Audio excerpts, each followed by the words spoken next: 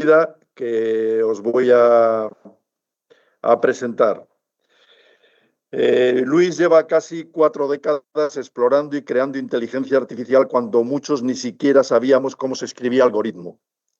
Ha dedicado su vida a diseñar sistemas de razonamiento complejo e inteligencia artificial bioneurocognitiva, capaces de pensar, de decidir en entornos donde un error no es una anécdota, sino un riesgo real. Luis trabaja donde la tecnología se vuelve estratégica: defensa, seguridad, ciberguerra, superioridad multidominio, etc. Pero a pesar de moverse en escenarios duros y de alta incertidumbre, mantiene algo esencial: una mirada profundamente humana sobre la que ella puede y no debe hacer. Lo que más me impresiona de él no es solo su conocimiento, sino su capacidad para explicarlo con cercanía, sentido del humor y una honestidad poco habitual en este campo. Cuando Luis habla de máquinas, en realidad nos está hablando de personas, de responsabilidad y de futuro. Hoy no solo presentamos a un experto en inteligencia artificial, presentamos a un pionero que lleva años abriendo camino y a una persona que sigue haciéndose las preguntas incómodas que necesitamos escuchar. Con mucha admiración y cariño os dejo con Luis Martín, el druida. Luis, tienes el micrófono. Muy bien.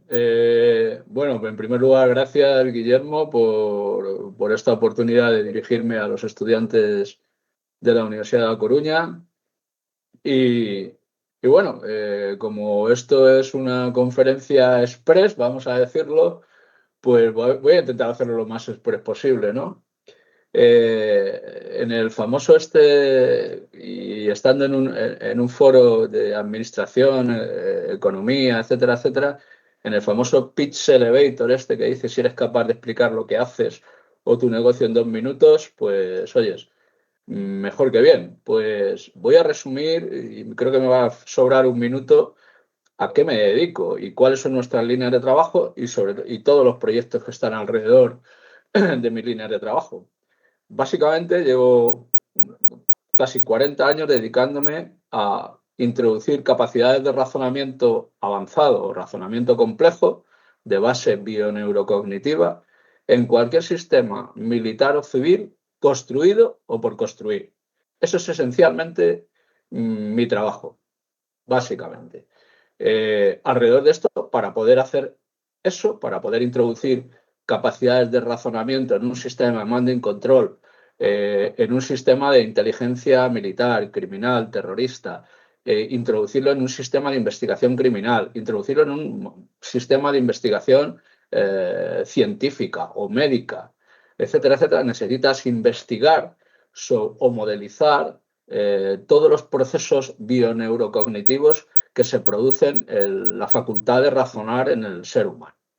Cuando hablamos de inteligencia artificial, que es un término pues muy manido, probablemente yo hasta hace no muchos años, cuando decía que trabajaba en inteligencia artificial, procuraba incluso no decirlo. He hecho la mayoría de mis proyectos sin explicar a nadie que dentro de ese sistema, de esa funcionalidad o de lo que ofrecíamos como proyecto, había técnicas, sistemas, algoritmos o modelos de inteligencia artificial, porque bueno, considerábamos que igual que un fontanero cuando va a tu casa no te explica cómo ha arreglado las cañerías, tampoco era necesario. Pero bueno, vino un mundo donde ahora todo tiene que ser inteligencia artificial, el teléfono, el televisor, etcétera, etcétera, y es cuando menos inteligencia artificial se aplica, ¿no?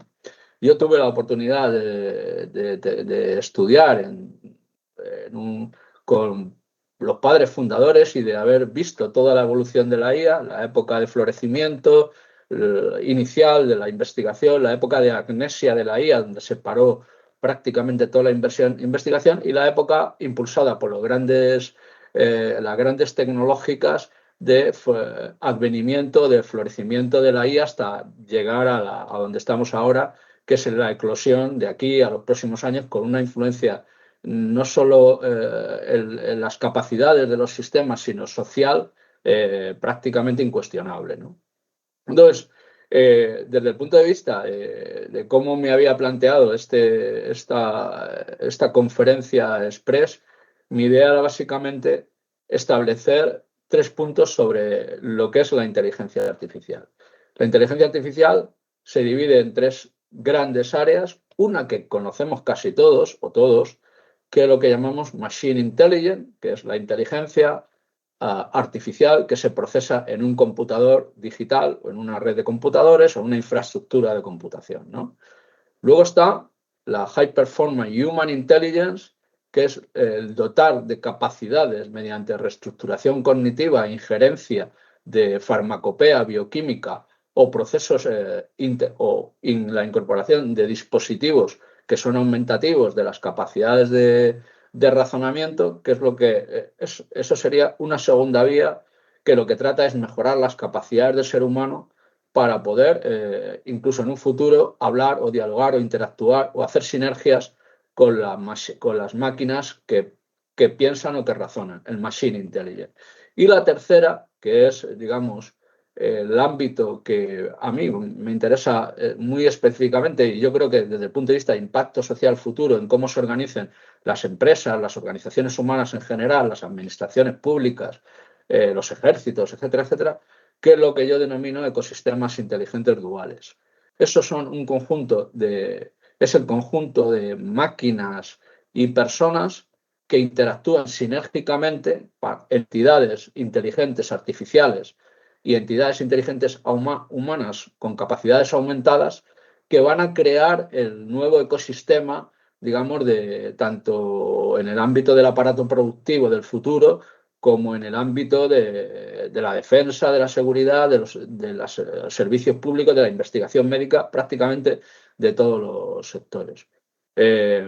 Y sin primar ninguno de los aspectos de las 3 IA sobre tal. Ahora mismo se está primando las máquinas que procesan gran cantidad de datos, etcétera, etcétera, y te ofrecen un resultado, y ya hay líneas de investigación potentes en el High Performance Human Intelligence, y los que aparte de investigación, tratamos de diseñar ecosistemas inteligentes, centros de mando y control, unidades de investigación científica, el futuro de lo que es la fábrica inteligente o la administración o la gestión inteligente, que son cómo diseñar o desarrollar métodos de ingeniería bioneurocognitiva para crear esas organizaciones futuras donde en el proceso de establecer la máxima eficiencia y también la máxima eficacia, pues tratamos de ver cómo distribuir los distintos procesos de razonamiento entre humanos y máquinas para que colaboren sinérgicamente en función de las capacidades extraordinarias de nuestro cerebro, que es producto de la evolución de millones de años, y las inmensas infraestructuras de procesamiento con capacidades con ciertas capacidades de inteligencia que van evolucionando exponencialmente, que son el Machine Intelligence, ¿no? Entonces, esos son 3 áreas de la inteligencia artificial fundamentales que a algunos les sorprenderá porque solo consideran que puede ser un conjunto de datos con unos algoritmos predictivos o probabilísticos, predictivos como la red, ¿no? O probabilísticos como los Large Language Model o el ChatGPT, para que todos nos entendamos. Y creo que en el futuro está ahí, ¿no? Hace no mucho tiempo preguntaban al presidente de una de las grandes entidades financieras a nivel mundial, y yo creo que erróneamente, porque es un planteamiento erróneo, pero bueno, los procesos de transformación ahora mismo digital, creo que en muchos casos están teniendo un fracaso importante en la introducción del modelo de eficiencia y de hiperautomatización de la IA, porque el planteamiento es, bueno, el año que viene despediré al 33% del personal, el año siguiente al otro 33%, y con el 33% restante se dedicarán a crear IAs, preguntar a las IAs o entrenar a las IAs, ¿no? Yo creo que la cosa no va por ahí, va por utilizar de forma sinérgica las distintas capacidades que tiene desde el punto de vista bioneurocognitivo nuestro cerebro, y la modelización bioneurocognitiva definidas dentro de entidades o dentro de entornos de computación bioneurocognitivos, que van a permitir que paradigma de inversión tecnológica versus automatización versus rentabilización o generación, digamos, de eficiencia operacional, pues pueda llevarse a efecto, ¿no? Entonces, bueno, ese es un poco, así de entrada, el ámbito de investigación. Dicho de una forma muy resumida, como he dicho al principio, de construir capacidades de razonamiento e introducirlas para mejorar cualquier sistema construido por construir, y de forma un poco más ampliada el enfoque en el que estoy trabajando y en el que mis equipos o los proyectos donde estoy están trabajando. Luis, estupenda lección magistral. A veces a mí me cuesta un poco seguirte, ¿no? Porque por el conocimiento que despliegas es fantástico, ¿no? Si me permites, y abusando de tu generosidad, hacerte una pregunta, no sé si después los alumnos quieren hacerte alguna. Nos encontramos en el ámbito universitario, ¿no? Y bueno, y con todo lo que comentas, creo que has mencionado algo. ¿Cómo crees tú que va a evolucionar o que se va a adaptar la inteligencia artificial en este mundo, en el universitario? Bueno, yo creo que, en primer lugar, que la IA, la inteligencia artificial, ya en casi todos los países tiene una secretaria de Estado, un ministro de inteligencia artificial, o hay una estructura gubernamental o política en inteligencia artificial, hay estructuras jurídicas que dicen de la importancia estratégica para un país de la inteligencia artificial. Incluso es un vector estratégico de la seguridad nacional de un país y incluso de un continente. Entonces, los estudiantes hacer el énfasis en una buena formación universitaria en inteligencia artificial para que tengan una visión amplia y profunda de lo que es la inteligencia artificial, cuyo único propósito final es crear sistemas, organizaciones o ecosistemas inteligentes que nos permitan vivir mejor y pensar mejor. Ese es el verdadero propósito. Creo que hay un reto importante para las universidades establecer en lo que, en mi humilde opinión, son mejores programas, puesto que los programas formativos que veo en la mayoría de las universidades, incluso en algunas de gran prestigio a nivel mundial, son programas bastante sesgados por las necesidades del momento, no orientados a desarrollar nuevos creadores o nuevos enfoques o nuevos paradigmas de la IA entendido desde el punto de vista de su impacto social, tanto en el ámbito económico, de seguridad, de la ciencia, futuro. Muy bien. Me viene a la mente, Luis, lo que decía en la macrominutos anterior que tuvimos con tu buen amigo Andrés Pedeño, que como sabes fue rector de la Universidad de Alicante, mi amigo él socio, decía, sí. Quizás el aula va por gracia o por suerte de la inteligencia artificial, el aula va a cambiar el sentido que tiene actualmente. Creo que la inteligencia artificial va a hacer una disrupción enorme en lo que entendemos por las clases, porque puede haber un alumno, decía él, que sepa 9 veces más o 100 veces más que el profesor si está acompañado de un agente de inteligencia artificial. ¿Tú qué opinas al respecto?